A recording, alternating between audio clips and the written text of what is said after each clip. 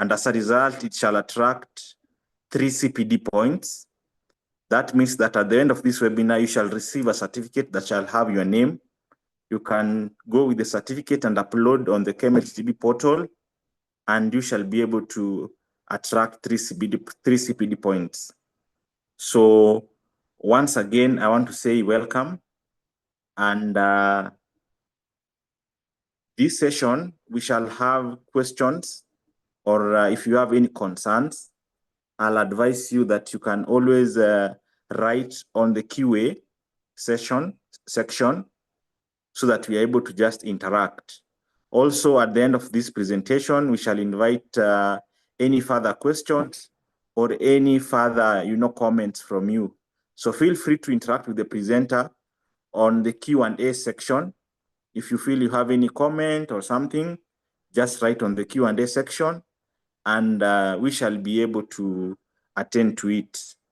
Once again, I want to say that our sessions are always live streamed on YouTube. So if you want a clarification on something that was said, you can subscribe to Lab Medicine Society of Kenya on Facebook and also Lab Medicine Society of Kenya on YouTube. You can always get these presentations for your reference. Once again, you can watch the YouTube session, but that will not earn you CPD points. So strictly for purposes of CPD points, we expect you to join via Zoom. In case you have registered and paid and you don't have time to maybe log into the live webinar, we usually have a recorded version. So those of you who are asking that they want our sessions to be done at night, we always have a recorded version, and you can always open it, sign in, watch. If you didn't find time, that is before tomorrow, 12 p.m., and we shall be able to give you a certificate. So once again, at this point, I want to say welcome. And in a very special way, I want to welcome today's presenter so that we can just begin. So our presenter today is John Koech. John Koech is a WHO malaria microscopist. And today we are going to talk about preparation of thick and thin blood films and use of MRDTs. So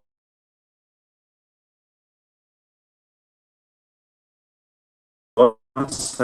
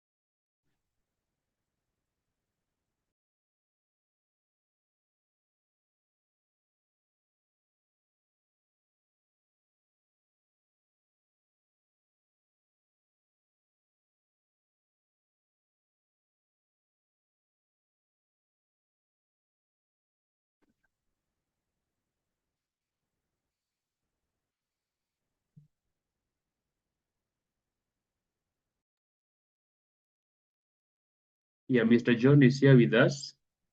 I think you can unmute and start the presentation. Hello. Good afternoon. Do you hear me?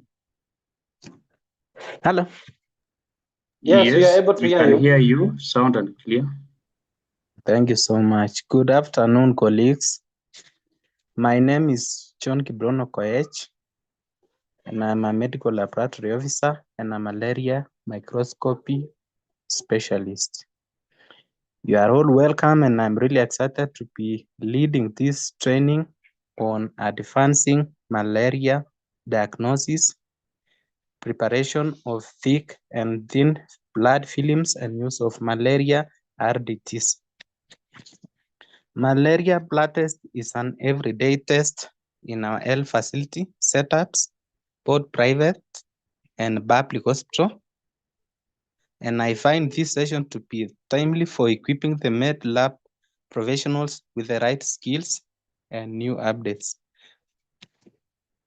Malaria is a very wide topic, and in this session we'll restrict our discussion to only MRDTs and blood film preparation.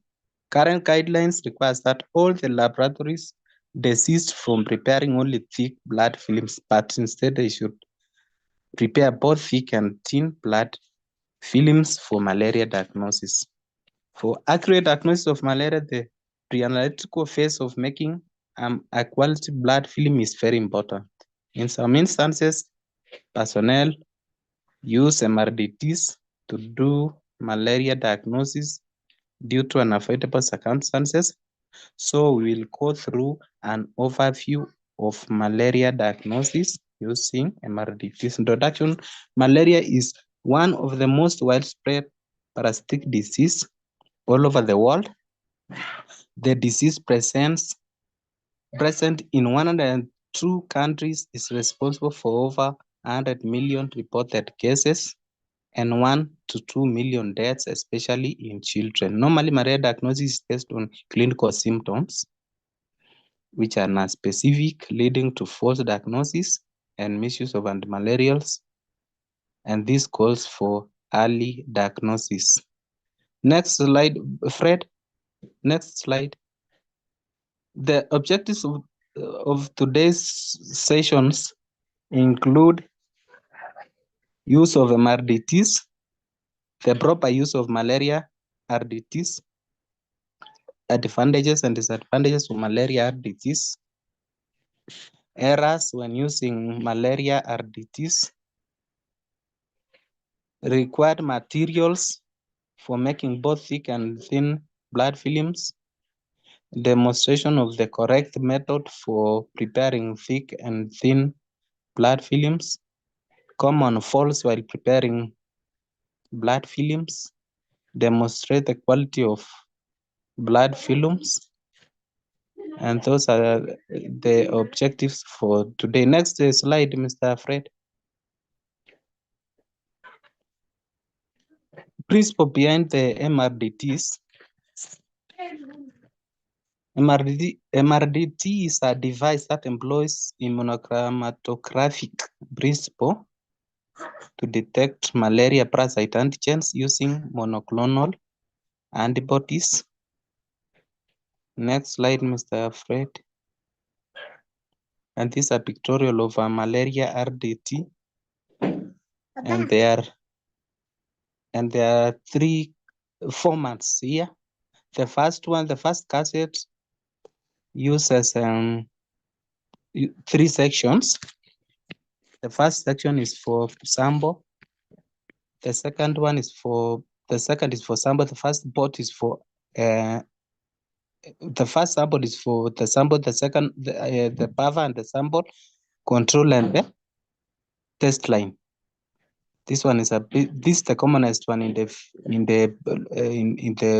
field. The second one uses the same, almost the same, but now you place sample and buffer in the same pot. It's a combined well for blood sample and buffer, and the third one is for is a dipstick method. You mix the sample and the buffer in a tube, and then you insert your MRDT. And next slide, Fred. The formats. This one is a bit different. For the second one is for hybrid, and the first one is card, where the nitrocellulose strip is mounted on a card. Blood sample and buffer solutions are placed on an absorptive beds, and the card is closed for reading. Most of the MRDT is only specific for PF. That's why you have seen this indicated PF, control line, and the test line. And for hybrid, it combines some elements of cassettes and dipsticks. The strip is dipped into the wells and placed into the cassettes for reading. Next slide. And these are the requirements for running MRDTs in the facility. You can see in the picture, you can see that you need gloves, you need buffer, you need lancets, you need a timer, you need alcohol swabs, you need the safety boxes, and in some instances, maybe you need a syringe for drawing your venous blood. For this case, we are talking about breakers, and these are the requirements, very minimal. Next slide, Fred. Let's go through the factors affecting test performance of an MRDT. The first factor is quality of the manufacturing process from the company driven. The threshold, antigen threshold, the RDT is designed to detect the Plasmodium species, PF, PO, PV.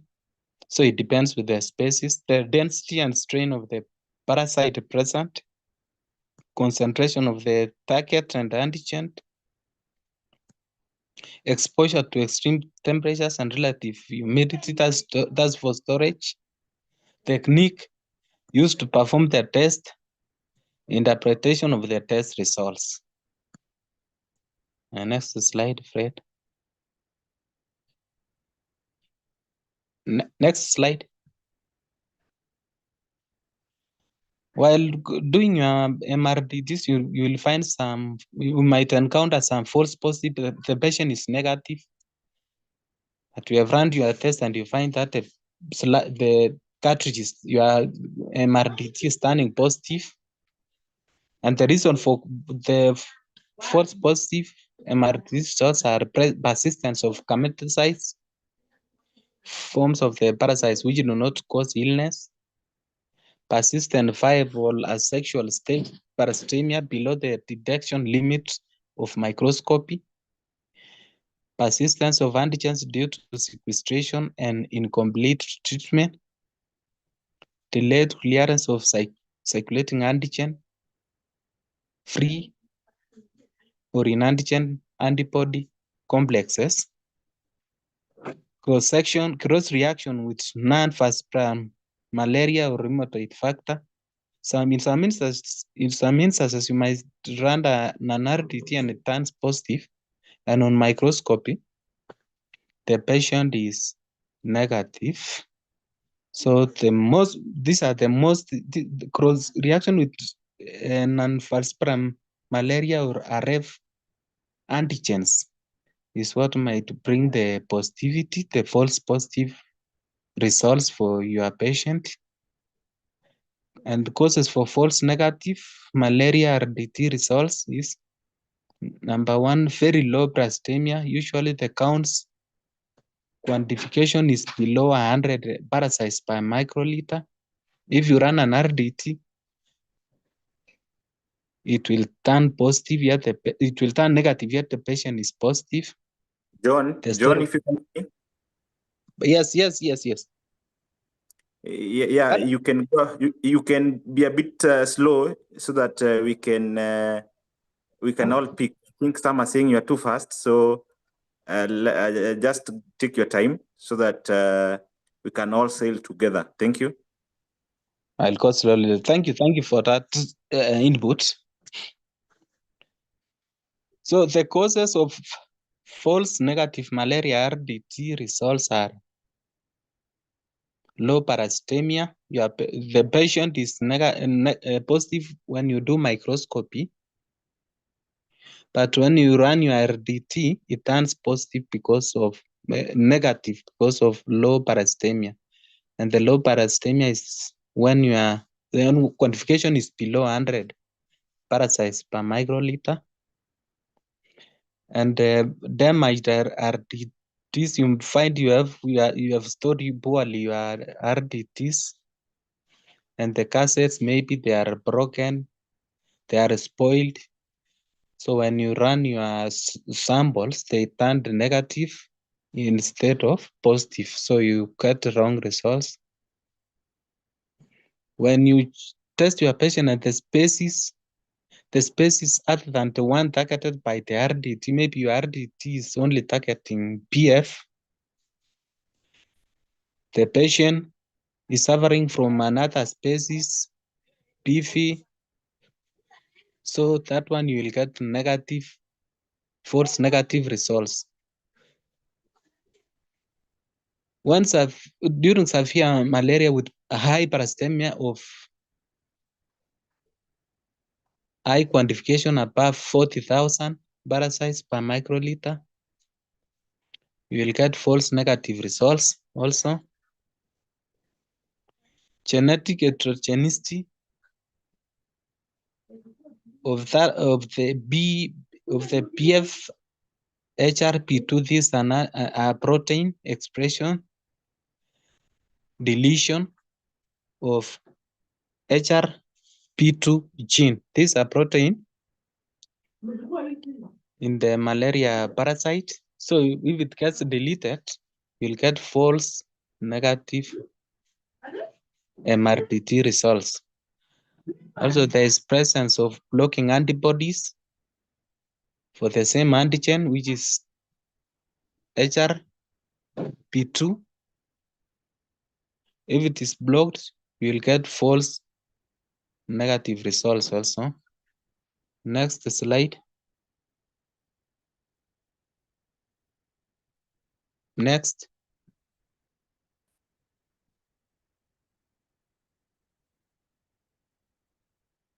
User errors, that's the practitioner errors. You'll get errors while doing your test using MRDTs if the sample volume is insufficient, or even when the sample is in excess, you'll get errors. You might get false negative or false positive. Timing also plays a factor. If it is 15 minutes, your timing should be exactly 15 minutes, should not overstay. Some MRDTs turn positive after 1 hour, and that thing I have noted. So if it is 15 minutes, make sure you time for 15 minutes and then you give out your results at exactly 15 minutes. Also, poor interpretation. Some lines might be faint, and the officer might take it as negative, yet the patient is positive, so poor interpretation. Non-adherence to manufacturer's instructions for test procedure. So the testing, inside the test kits, there are inserts. So before you use any MRDT, you go through the inserts, timing, how it is done, the volume of sample to be used to avoid the errors. User incompetence. When you go to some facilities, you find some untrained personnel doing the MRDTs, not lab technologists, nurses, clinicians. they are doing the MRDTs, yet they are not trained. They don't read the inserts. So that one brings the issue of incompetencies. Next slide.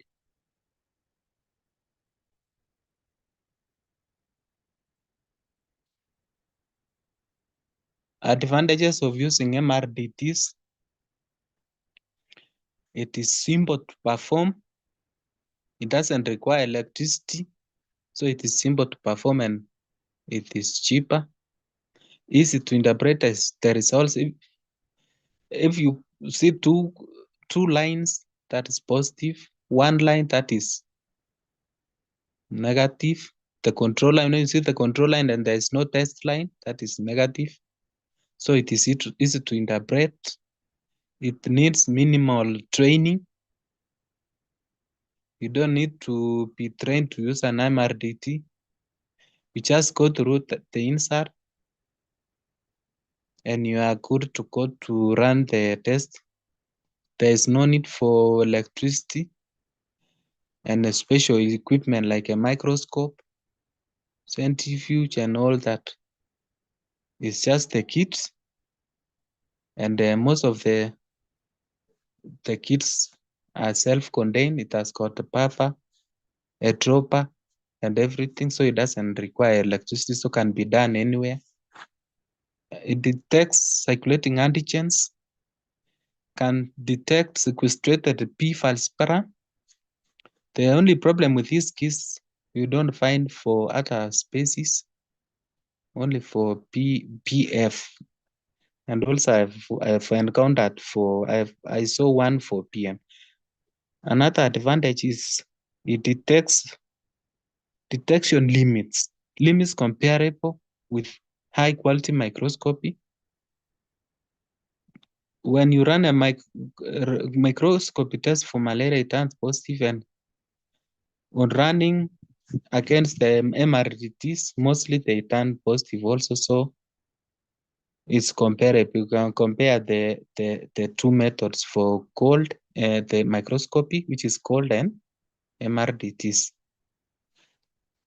Next.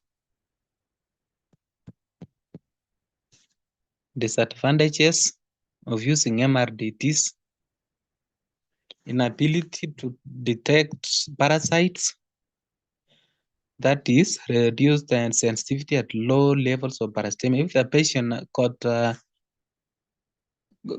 quantification of below 200 parasites per microliter, the MRDT will turn negative. And when you do microscopy, the patient is positive. So it has got a low sensitivity. There is persistent false positive results. You might get positive results up to 2 weeks following treatment and parasite clearance. A patient comes, had been treated somewhere, is still feeling sick, and now when you do MRDT, it turns positive. So these are the disadvantages for using MRDTs. Also, there is an ability to estimate parasite density. And like when you do microscopy, you do quantification, speciation. This one also does in speciation, but there is the problem of quantification, so you don't know the quantification, how the severity of the disease in a patient. There is an ability to differentiate species, that is cannot distinguish between PM, PO, PV, but some MRDTs are latest, they have been improved. You find an MRDT checking PF, another one is checking PM, another one is checking PO, but most of them are for PF only. That is why you find these MRDTs are being discouraged. But in places where there are no microscope, there's no laboratory officer, the CEOs and the nurses, they do it. Next slide. Requirements for making, we are done with MRDTs. Now we want to prepare our films. And this is a pre-analytical stage for good malaria diagnosis. So, And the pre-analytical. John, if you can hear me. Yes. Maybe you can just there's a concern maybe you can address at this point. Yes. Regarding the MRDTs. Yes. And I think maybe I can just read two, and then we can proceed to preparation of thin and thick films, blood films. Yes. So I think they're saying there's a large concern that you explain the false positive and also negative. I think that's something that has not come out very clearly. Okay. Yes.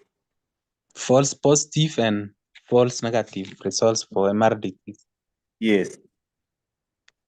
Okay, like bullet number 1 is the persistence of gametocytes. The patient has been treated,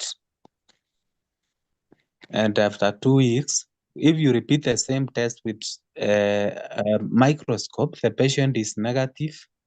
But when you do MRDT, the patient is still positive because of the persistent presence of gametocytes form in the bloodstream.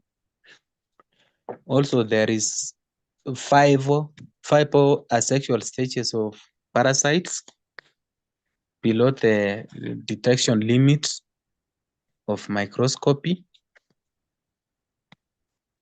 And for bullets, the second last is delayed clearance of circulating antigens. The patient has been treated, but in the bloodstream, in circulation, there's still presence of antigens. The parasites might have been cleared, but the antigen is still there in the system. And the RDTs cause for these antigens. That's why the patient is still turning negative. And for the last bullet, cross reaction with non-falciparum malaria 4 or rheumatoid factors. Patients suffering from rheumatoid arthritis, most of them, when you test using MRDTs, they turn positive, which is a false, which will give you a false positive results. Next, for false negative is the low parasitemia. You do your a slide for your patient and the quantification of after doing quantification, the parasites are below 100 parasites per microliter. But when you do RDT, the patient will turn negative because of low parasitemia. Also, they might RPCs or RDTs because of the moisture. When they are damaged, the accuracy of the RDT will be impaired. The species other than they're targeted by RDT, maybe the RDT is targeting only BF, and the patient is suffering from BM, BV, or other species. So that patient obviously will turn negative. Severe malaria with high parasitemia of parasites above 40,000 per microliter, the RDT will turn negative. And genetic heterogeneity of HRP2 antigen expression. Maybe there's some mutation in the malaria parasite, and there's deletion of this protein. So when you test your patient, he or she will turn negative. And there is presence of blocking antibodies for the same antigen, which is HRP2 antigen. I think Thank you for that. I think members and team, you can see Malaria has a lot of questions, and we can see a lot of your concerns, and also some of you are also having responses. So just keep on sending. We shall be able to have a robust discussion at the end of the presentation. So proceed, John. Yes, thank you.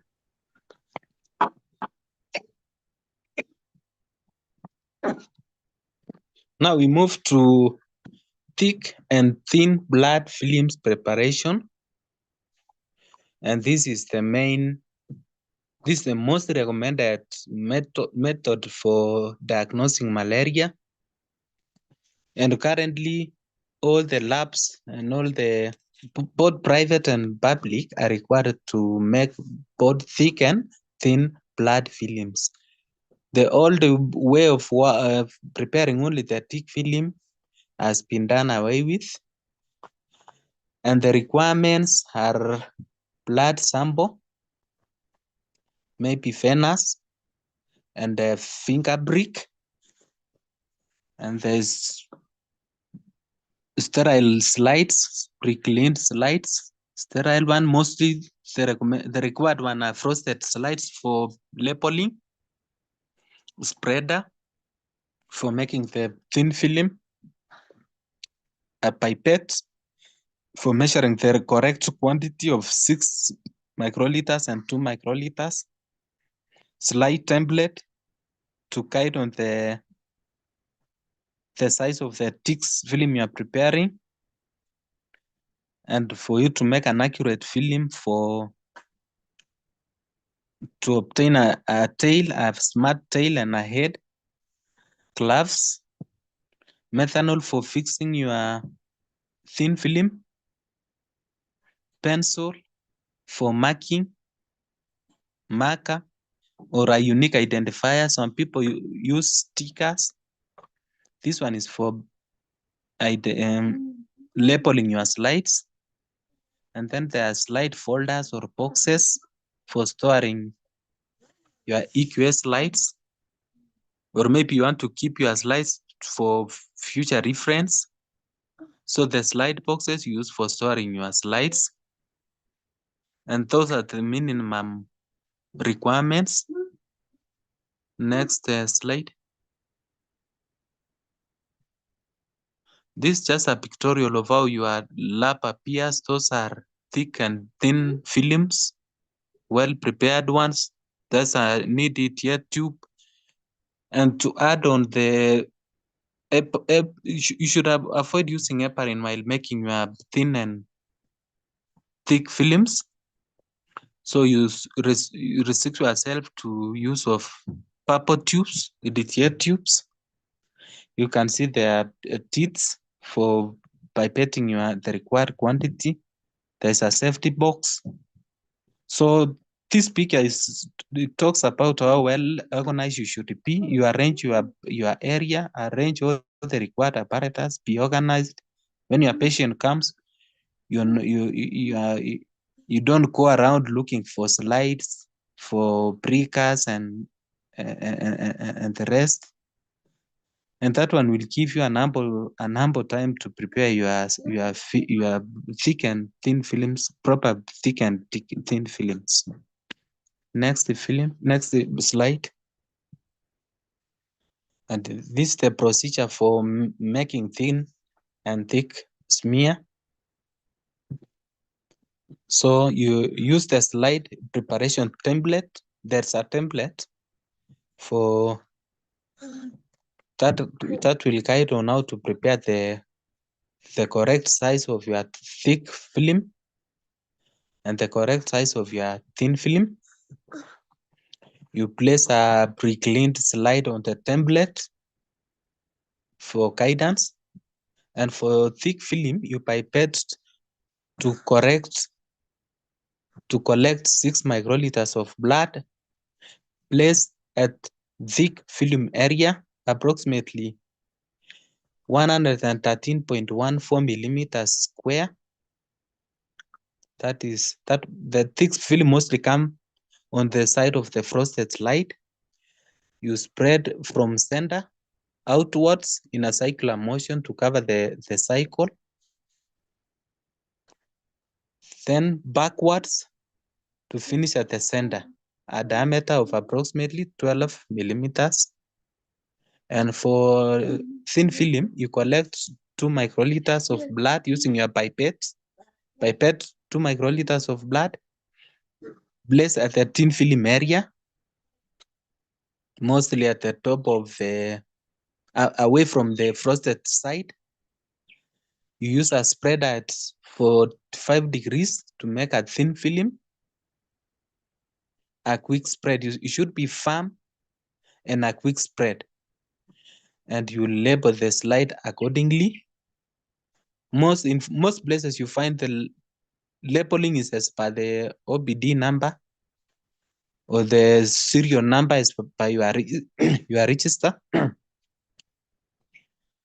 So for you not to lose your patient results. Next slide. Continuation. You air dry your film from direct sunlight. Most of the labs, currently you find some labs are still hitting their slides. But the best method is to air dry your slide. Do not heat, or you keep away from direct heat. You avoid artificial heat drying. Some people are using this one found in the salon to dry their slides, which is not good. You use slide folders to keep away insects and rodents, which can feed on your films. You fix the thin film using methanol. Allow around, you should stay for around up to 5 seconds in the methanol.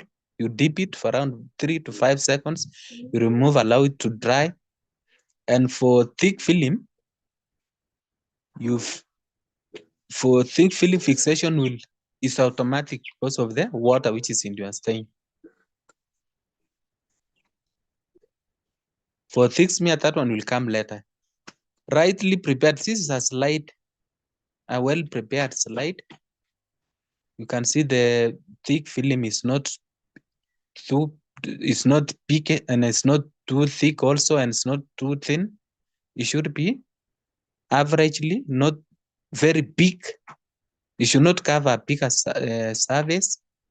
The thin film also has got a tail and a head, and it is not very thick, neither is it very thin. So this is how this is a micrograph of how your slide should, of how your film should appear. Below there is below the thick smear is the frosted part where you label the patient's ID.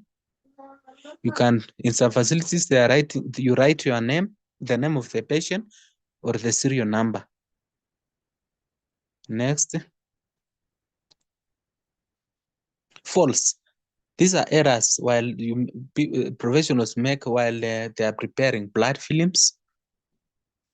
So the first default is wrongly positioned blood films.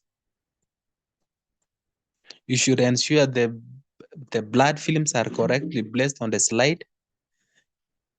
You don't confuse the side where you have placed your slide, your film. During stain, you will end up placing upside down your film. The film is below, and you are staining the wrong side. So ensure blood films are correctly placed on the slide, and the labeling should be on top of the blood film. Misplacement may interfere with staining or drying.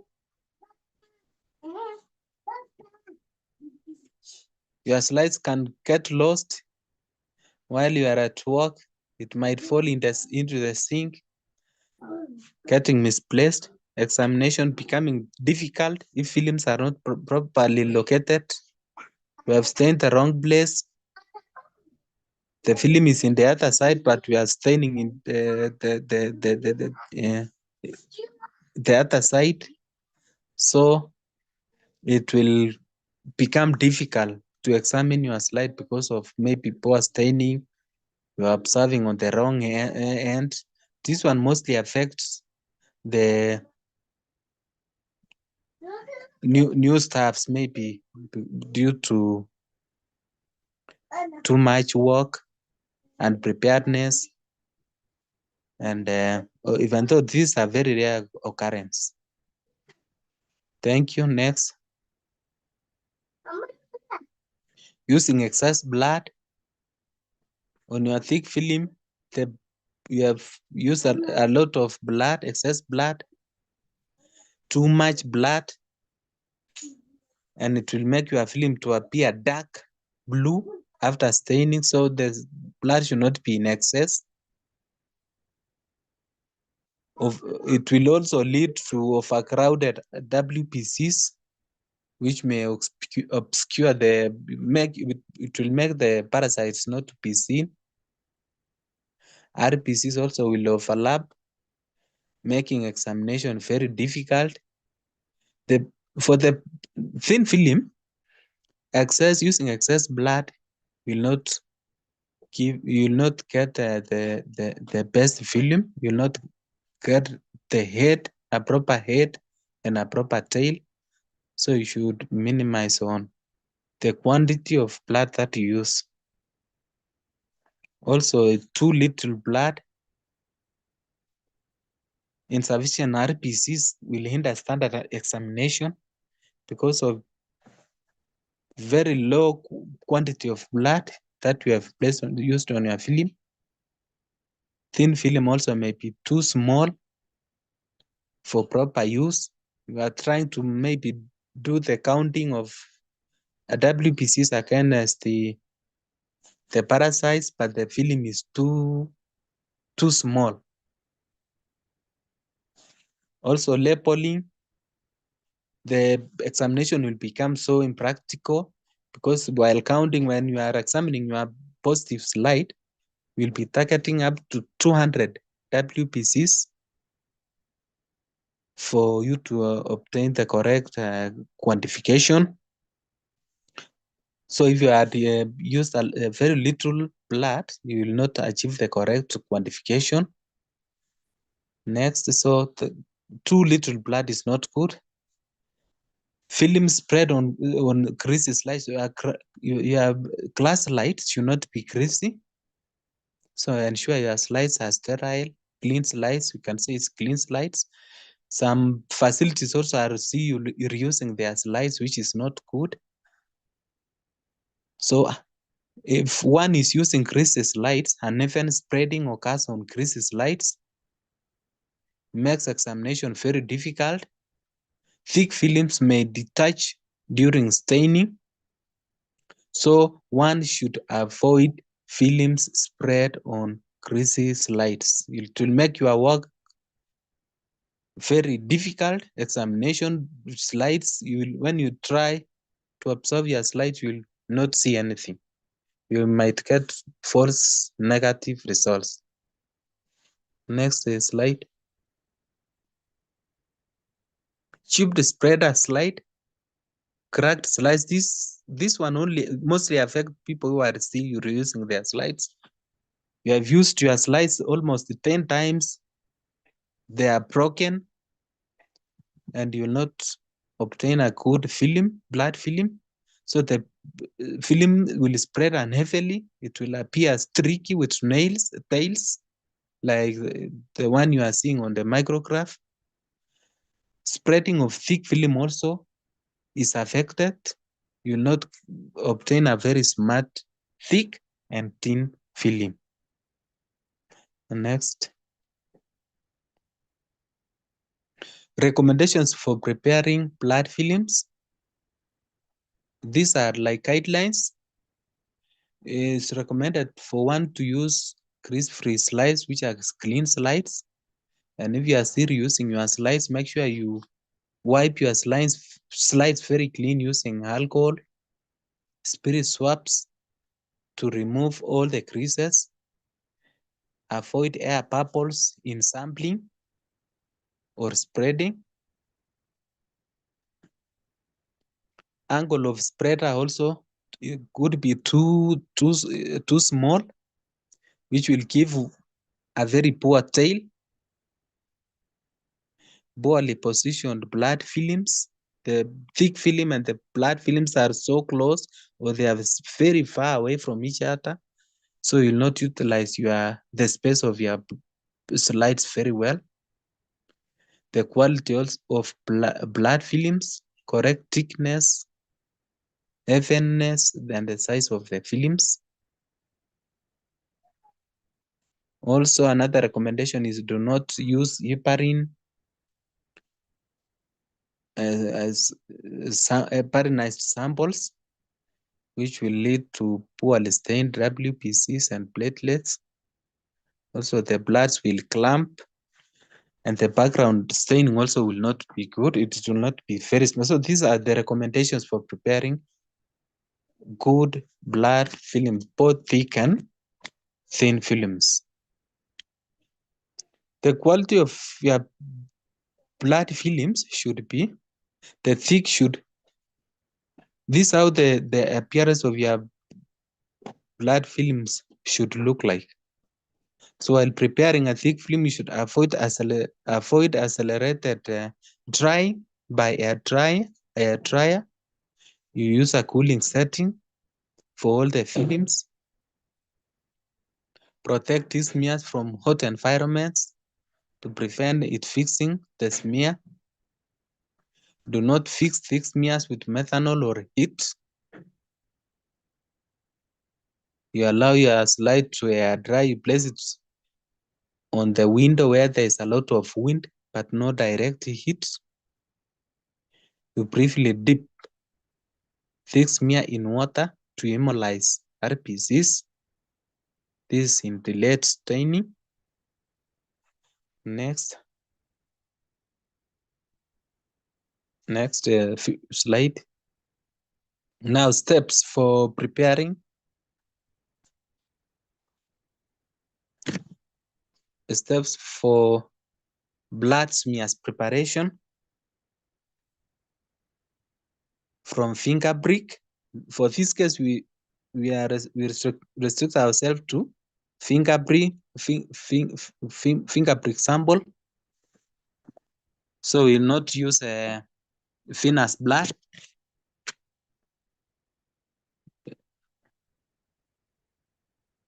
So, enlarge a bit. Enlarge the slide if possible.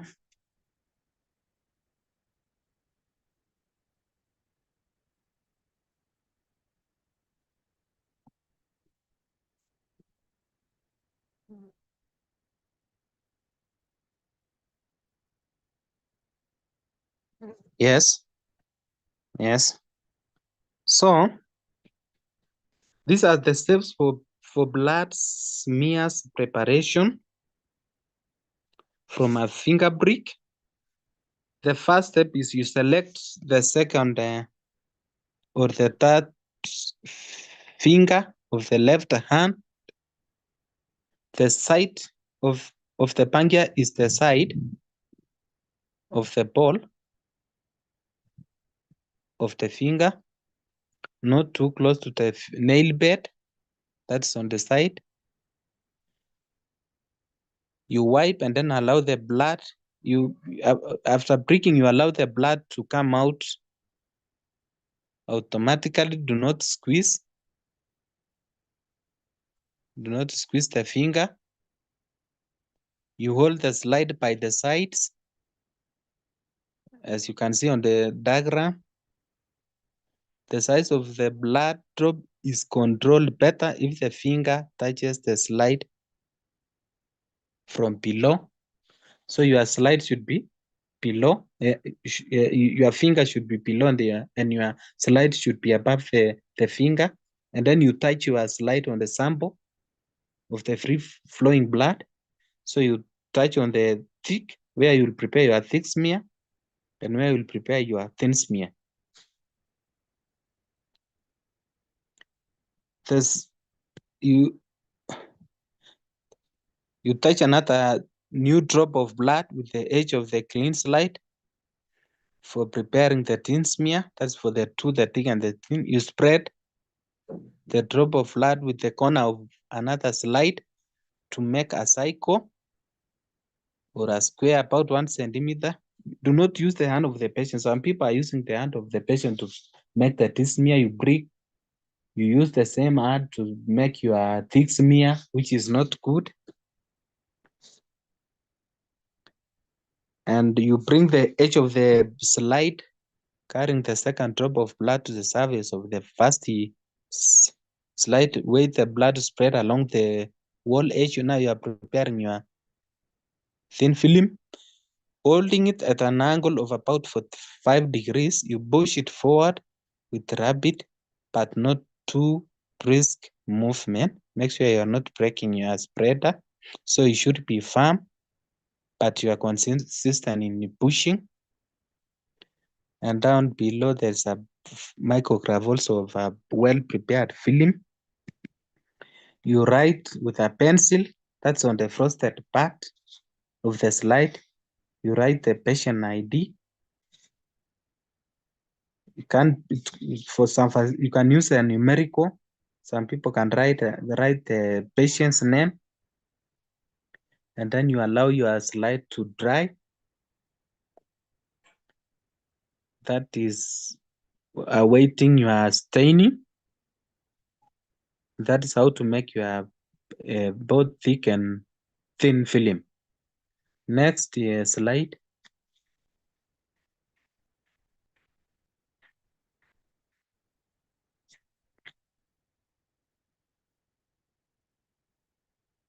This is a micrograph of your slide.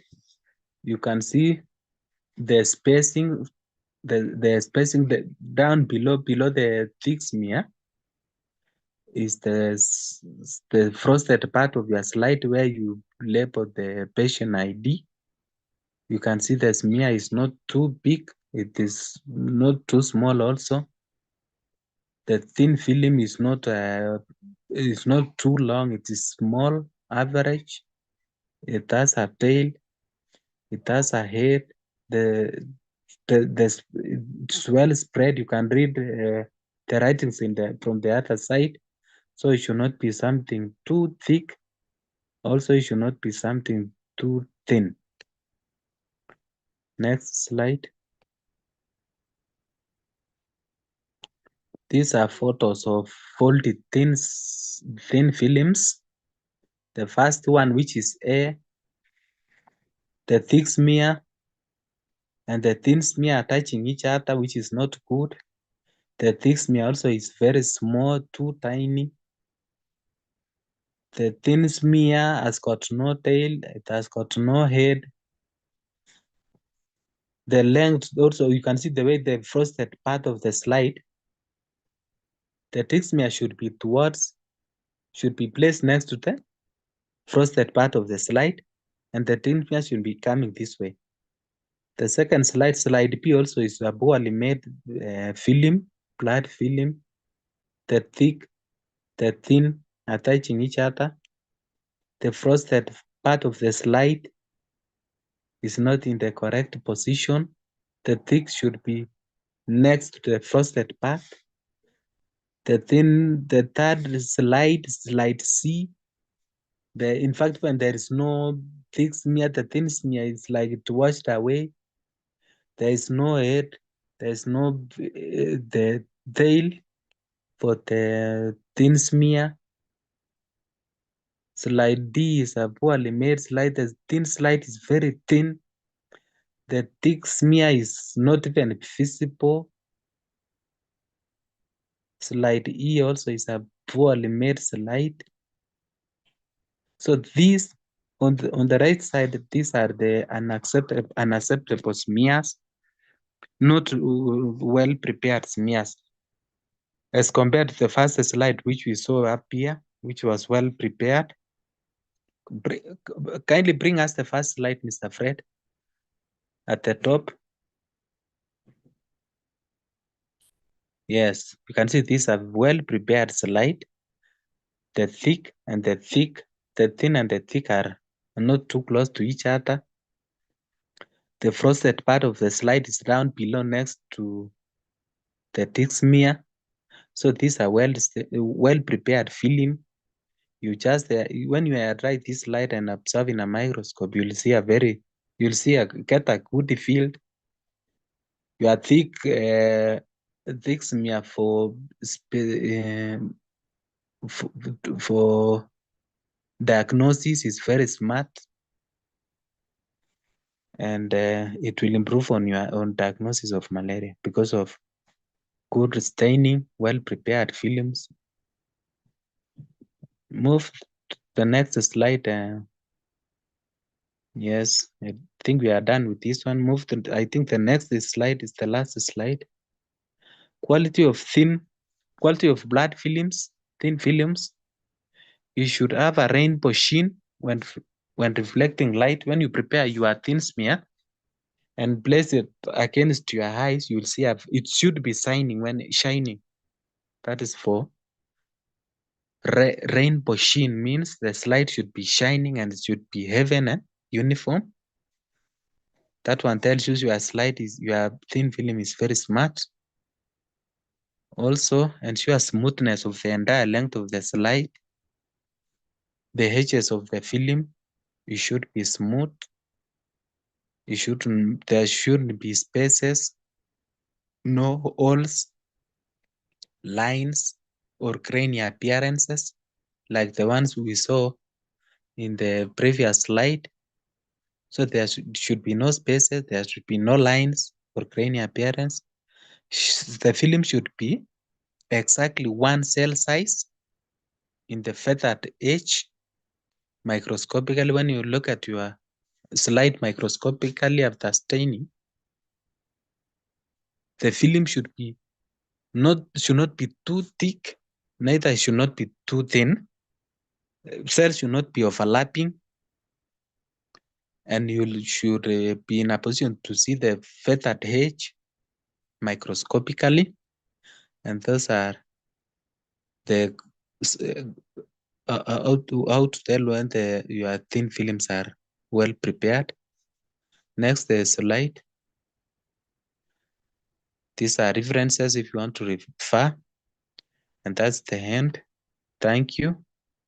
Maybe if there are any questions, back to you, Fred. Thank you, John, and to our participants, thank you for listening in.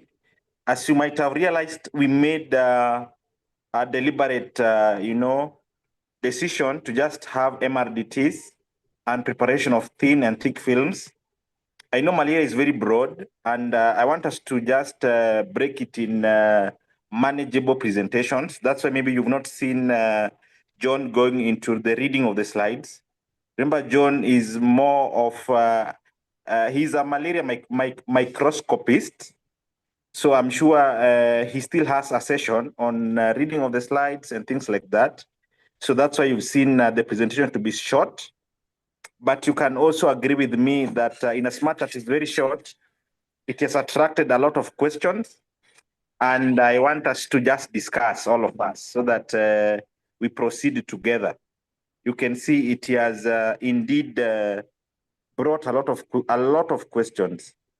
So at this point, I want to invite your comments, and also I want to invite your reactions. Remember, here we are learning, all of us. So if you feel there's something you need to maybe add, or there's something you need to critique or ask, this is your time.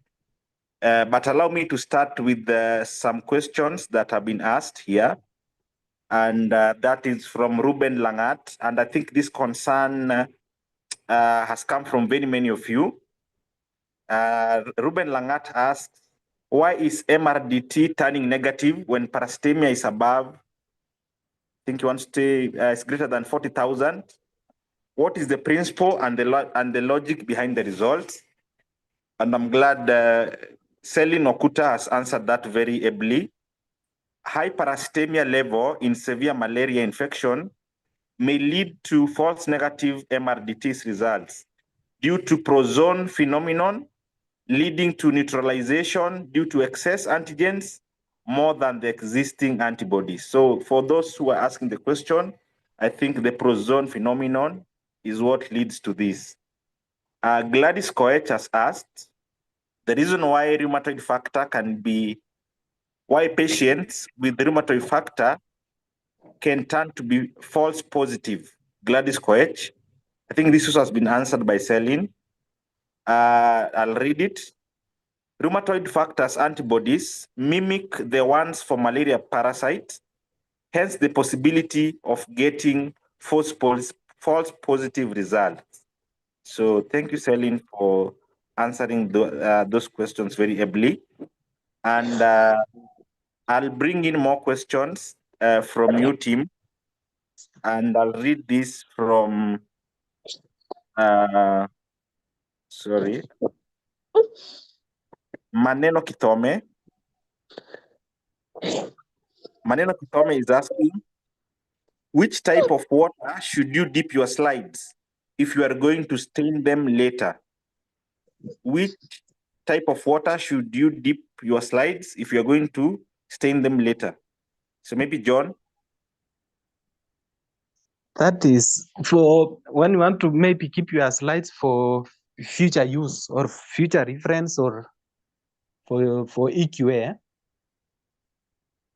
Yeah, Come up again.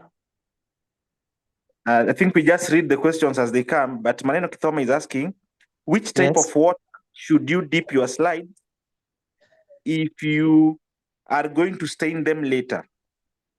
You just dip in buffered water.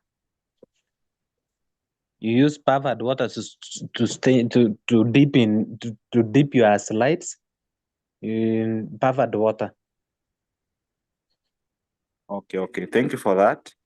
And Yes. then Janet Juma, what is the effect of heat on malaria slide? Heating your slides will distort the shape of the parasites. It will even darken the cells and obscuring the parasites. So heating should be discouraged. It darkens the slides, distorts the shape of the parasites. So there should not be heating at all. Okay, so in that line, someone is asking Dikaya Alio, using Albab as a source of heat to dry the slide faster, does it affect the result outcome? Dikaya Alio, thank you.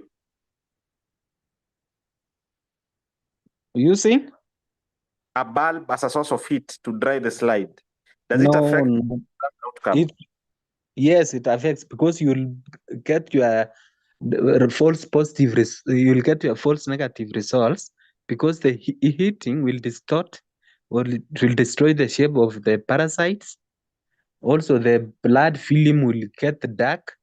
So while viewing or while you are doing your microscopy, you will even get a false negative or false positive. So cells will start assuming the shape of the parasites and you will end up reporting false positive.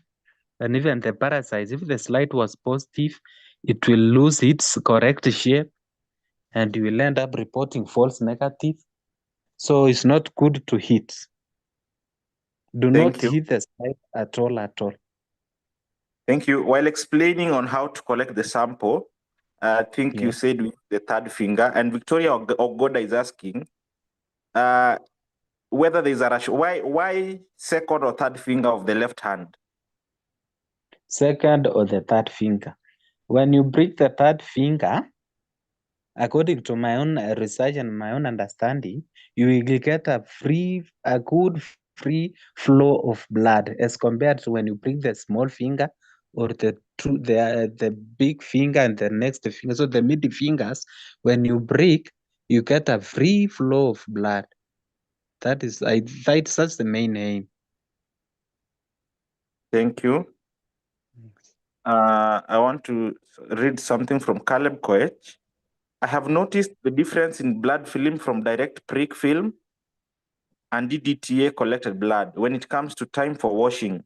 You find the blood film from EDTA tube washes off during washing of germ sustained, unlike the film made from direct finger prick.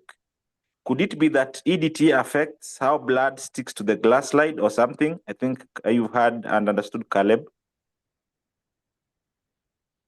Yes, in a way, even me, that's what I've observed. You use a venous blood from EDTA tubes, and most of the time the films get washed away. And for now, I can say I can say it is beyond the scope of today's learning to give a precise answer. I'll go and research, so you'll pardon me for that. Thank you.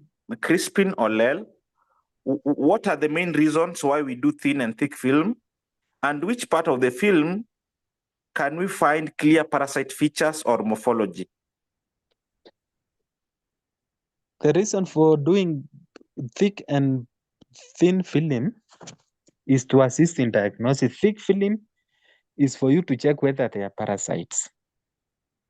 You don't even go read the thin film if your slide is negative. So the thick film is for checking whether the patient is positive. Now, when your patient is positive, you go to the thin film for quantification. Also, it will assist in speciation. Even though when you check your parasites on the thick film, you can identify which species, Malaria, PV, PM. But when you want other features, like the sizing, the shape, whether they are inside the parasite, the RPCs too singly, you just got the thin film. So that's the reason for making both thin and thick film.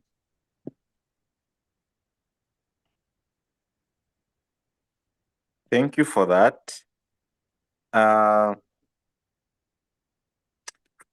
Dixon Libako. I don't know what you wanted to say. I didn't get him well, but let me just ask this. How genuine is the gem sustain being sold that is already prepared from the suppliers? It's always packed in 500 mils. Some even expire after 2 years.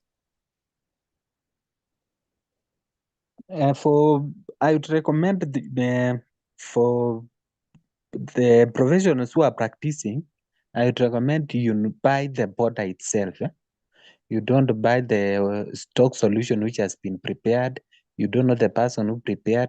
You don't know how it was prepared. So you just buy the powder itself. You buy glaze, everything. You come and prepare it for yourself. And there are companies which are recommended for chimsa preparation, and I do not want to mention names, but there are companies, the best companies which are recommended, like Loba. Loba is the best one. So you don't go to the shop, you buy your stock reagents, because you don't know the person who prepared. When was it prepared? How was it prepared? Which company border was used? So the best, you buy your own border, and the border it even stays long. It has got a very long expiry. You prepare around 10 ml, 10 liters of your stain, and the more your stain stays, the more it gets ripe very well. So I think that's how I can answer that. Thank you. Amos is asking, what is the sensitivity of MRDT compared to microscopy? And then maybe I can add this other one, Jafet Momani, which is more accurate to use, microscopy or MRDTs? The best method to use is microscopy. That's the gold standard. But now you find in some facilities, they are still using MRDTs where there are no labs, there are no laboratory personnel, and the patients are many. They just decide to use MRDTs. But now it is not the best method, because most of the MRDTs go for Plasmodium falciparum alone. I've never seen an MRDT checking PV, PO, and the rest. So it's not recommended. As for sensitivity, I think the best microscope is more sensitive. And MRDT, it depends also on the company. Some are so smart and some are not very smart. So it depends also on the company. And I don't want to mention the names of the companies, which one is this. So while in your practice, you can buy MRDTs from a certain company. You have a patient who is positive. You have done microscopy. You use that sample to run controls for your MRDTs, and that's how you'll build your confidence on the kind of MRDTs which are best for use. Thank you. I want to invite maybe a few people to make their comments. It could be an addition. Bernard, I can see you have a very good addition, so you can package yourself and just come. Celine, if you can hear me, you can come after Bernard. So yes, Bernard. Yeah, you can hear me, Fred? Yes. Okay. First, I want to make a comment on the choice of the hand to prick. Majority of the time, we tell people that we choose the left hand and prick on the second or third finger. There is no big science behind it, but I will try to help John to look at if there is any research on that.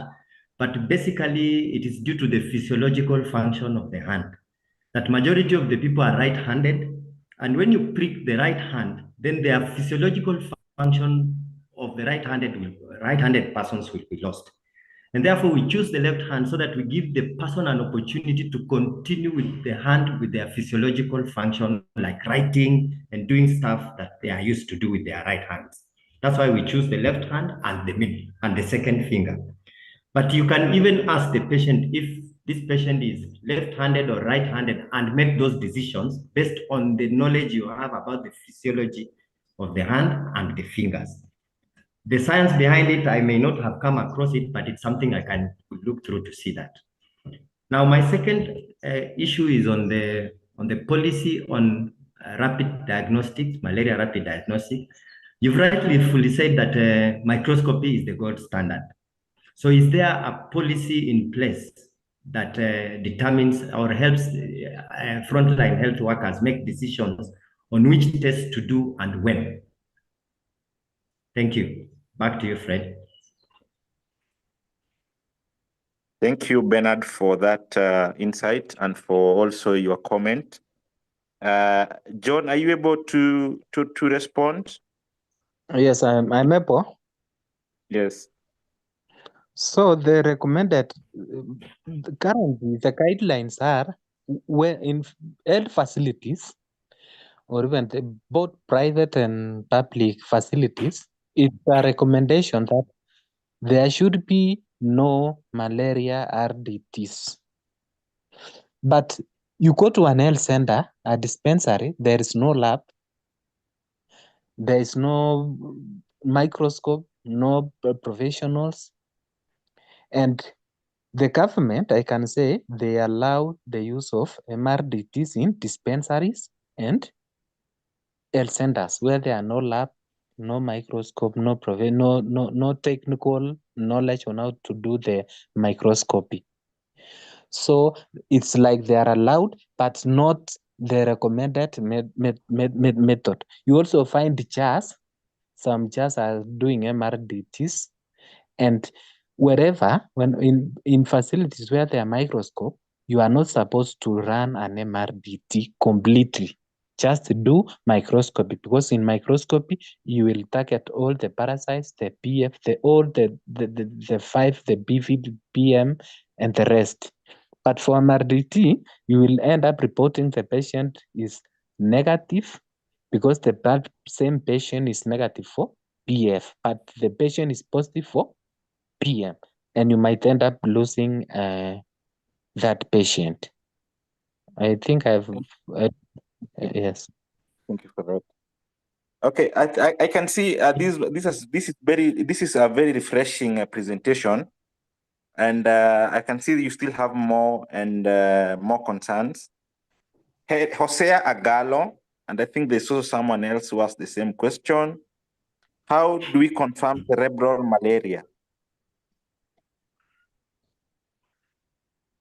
Cerebral malaria. I think confirmation for cerebral malaria is when you find when they have failed treatment or late diagnosis, but there is no test to be done to confirm that the patient is suffering from cerebral malaria. But it guides if the patient was positive for malaria, the patient has come, has never been treated. When you test that same patient, he or she is positive for malaria, presenting with the same cerebral symptoms, then that one guides you to confirm that this is a cerebral malaria. But unless I'm behind, but I don't know if there is a specific test for checking cerebral malaria. Unless if there is anyone in the group who has got an answer, then the forum is open. Back to you, moderator. Thank you. Yeah, it's an open forum. You could be having some information and you feel you can share. I think you can always you can raise your hand or you can just type on the chat box. I shall be able to read to all the participants. I think there is also a question here that maybe you can just respond to. How many minutes do I stain malaria using GMSA from Consolata Chelangat? How many minutes do I stay in GMSA? Do I stain? I think she has just written, how many minutes do I stain malaria? I think she wants to say slide using GMSA stain. I think that's what I want to say, yeah. Or focusing on malaria to check whether the patient is positive. That question is not coming out well. She's asking about the time for staining using GMSA. I think that's what she's asking. 10 minutes for 10%. 8 to 10 minutes. Thank you. So 10 minutes? 8 to 10 minutes for 10% preparation, yes. Thank you. I think that's what she was asking. There's also another question. What should be the ratio of stock solution to water solution when preparing working solution? From Virginia Mbivi.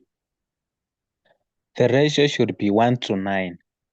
So if you want to prepare your stain for that ratio of 1:9, you measure 9 ml of your buffered solution, not water, buffered solution, and 1 part of the stain. So if you want to make 50 ml, you multiply 5 times 9, that's 45 milliliters of buffered water plus 5 ml of GMSA stock solution. So the ratio should be 1:9.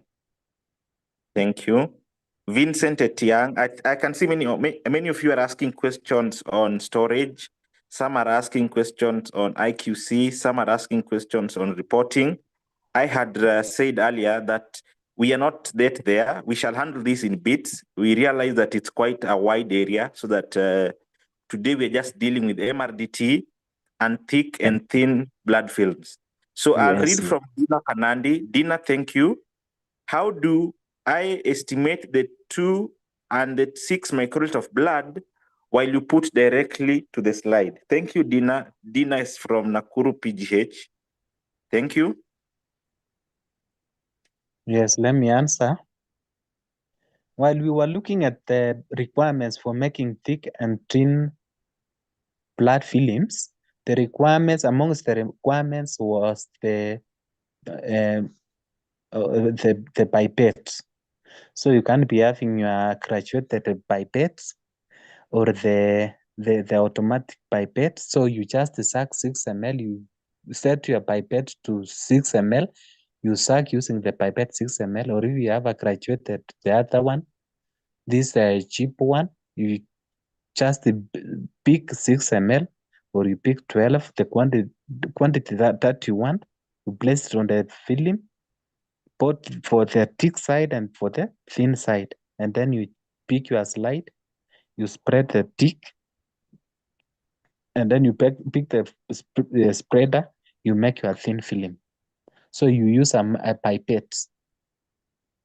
Thank you. Thank you so much, John.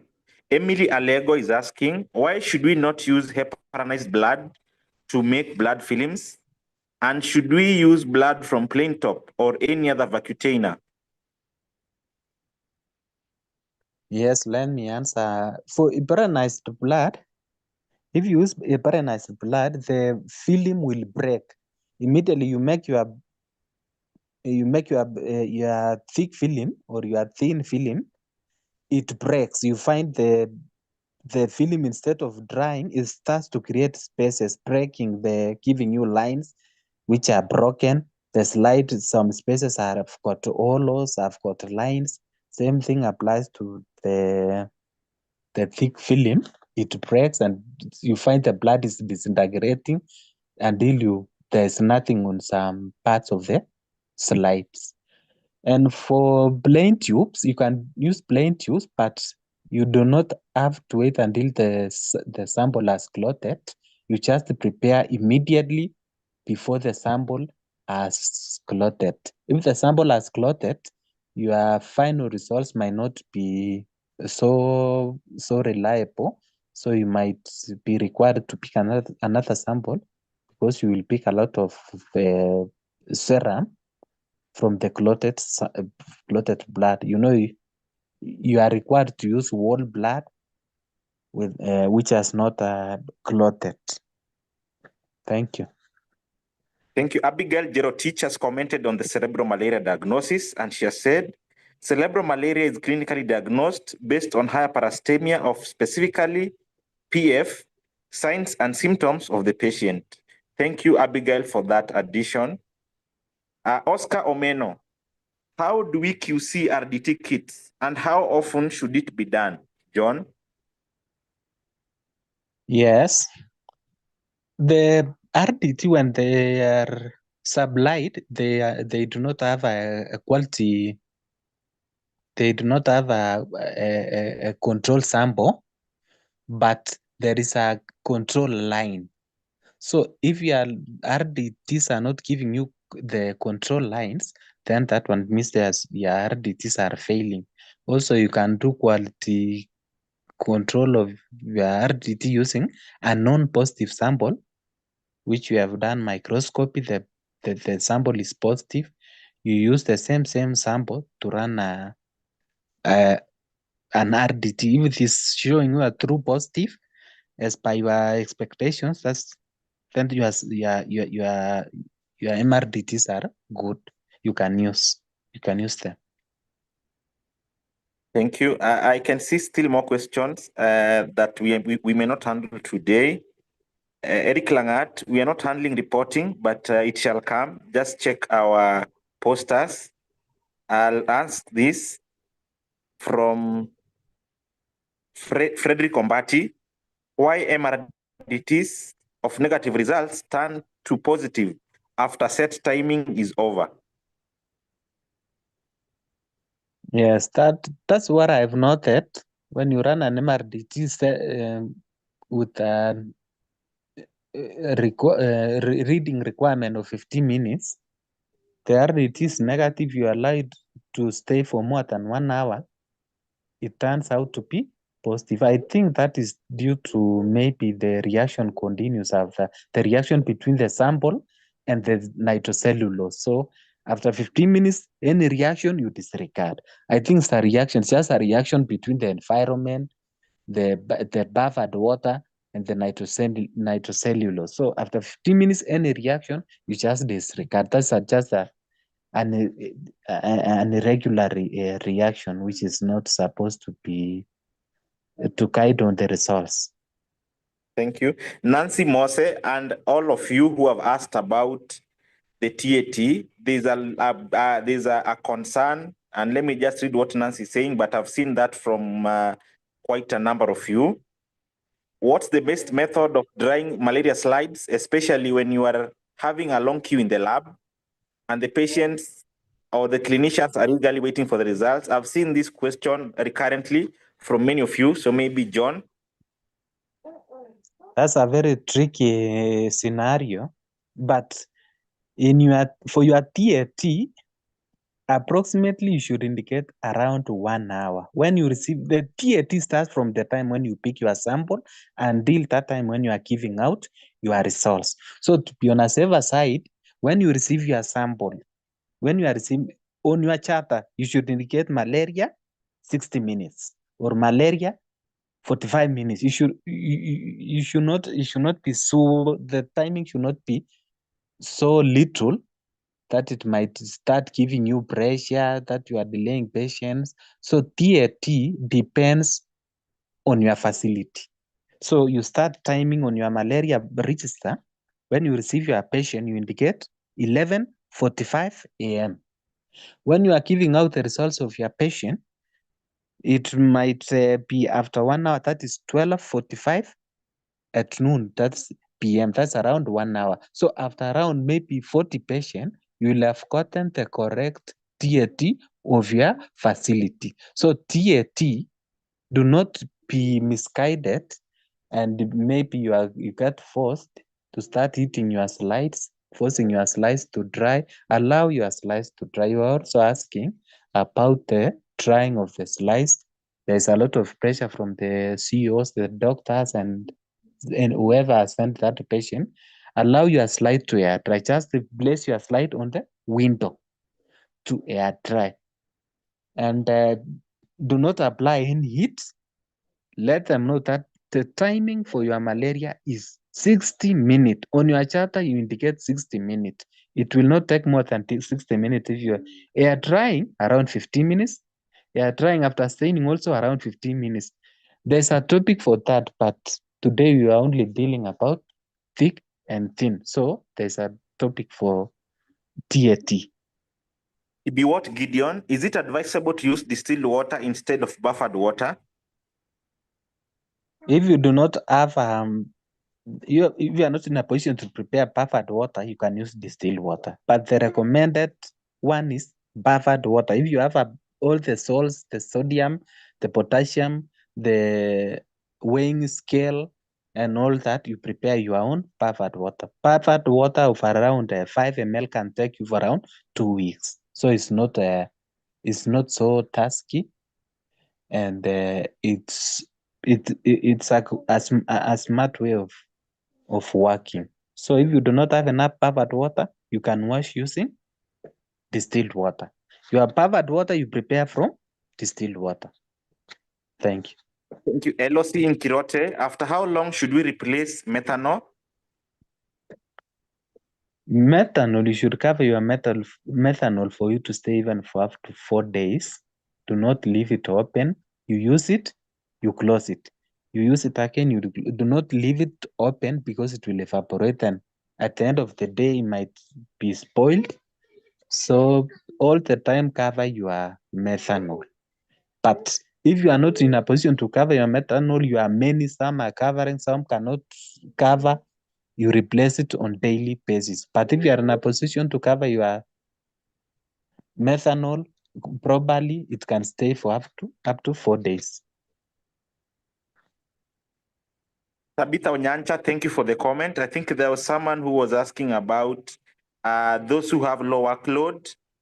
And Tabitha Onyancha has said something that working solution is prepared and used immediately, should not be kept even for 10 minutes.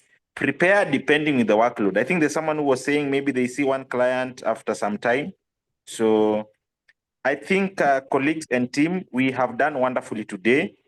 As we had noticed that malaria has a lot of questions and concerns, and that's why we decided to break the presentation into sessions. So wait for our next presentation that will capture the next phase until we finish on quality assurance and storage of slides, archiving of slides. So kindly, I want to request that for today, it was wonderful. It was a wonderful presentation. I have personally learned, every day is a learning day. And what you practice and what maybe I practice is different. But today we are able to ask and answer those small questions that we all have. And I think it was a wonderful presentation. I want to take this opportunity to thank you for attending and to give the presenter to say one word as we are winding up. His final remarks. My final remarks is I'm grateful, LMSK, and I want to be grateful also for the attendees And my parting shot is, let us try our best to stop misdiagnosis. It is so shameful. You are in the lab, a patient comes, you give him or her negative results, yet the patient is positive. When that patient visits another facility, they are diagnosed to be suffering from malaria. It is so, it can even jeopardize your job. And I've witnessed that. So let us work hard, we stick to the SOPs, and God will bless us. Thank you so much. Thank you so much, John. On behalf of Lab Medicine Society of Kenya, and on behalf of all the participants who logged in across the country, we were over 2,000. I'm so glad to all of you for continuing to trust LMSK. We continue to invite your feedback. We continue to invite your concerns. And we hope that together we shall improve the profession and better the practice. Otherwise, after this presentation, you shall start receiving your certificates. Within 24 hours, I think we shall be done.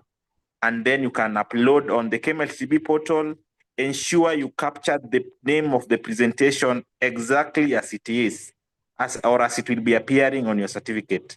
Otherwise, on behalf of the Lab Medicine Society of Kenya, we say asante, and let's meet on Friday. Thank you very much, everyone.